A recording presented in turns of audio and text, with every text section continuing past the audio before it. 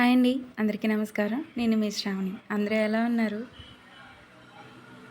ఈరోజు వీడియో వచ్చేసి rice water తోటి ఫేస్ ప్యాక్ చూపిస్తానండి. నేను రైస్ వాటర్ మొత్తం వాడట్లేదు, ఒకసారి చూపిస్తాను అది ఎట్లా తయారు చేసుకోవాలో.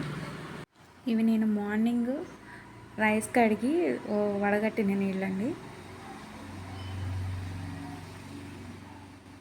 ఇవి అలా కదల్చకుండా అలా ఉంచితే నీళ్ళు మొత్తం పైకి తేరుకుని కింద అడుగున ఒక తెల్లటి పౌడర్ టైప్లో పేరుకుంటుంది. దాంతో మాత్రమే రైస్ ప్యాక్ చేసుకున్నాము. అదైతేనే ఫేస్ చాలా కేర్గా ఉంటుంది.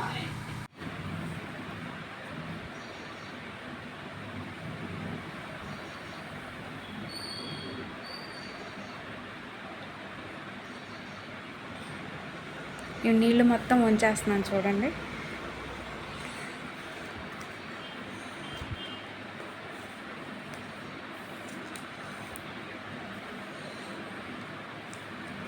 వాటర్తో అన్నిటితో అవసరం లేదు, లాస్ట్లో పేరుకుంటుంది చూడండి, తెల్లగా పేరుకుంటుంది. దాంతో మాత్రమే ఫేస్ ప్యాక్ వేసుకున్నాము. అదైతే దీనివల్ల మన స్కిన్ చాలా అంటే చాలా స్మూత్ అవుతుంది. వైట్నింగ్కి, అన్నిటికి, పింపుల్స్ కానీ ఏది ఉన్నా చాలా బాగా పనిచేస్తుంది ఈ ఫేస్ ప్యాక్. ఒకసారి మీరు కూడా ట్రై చేయండి.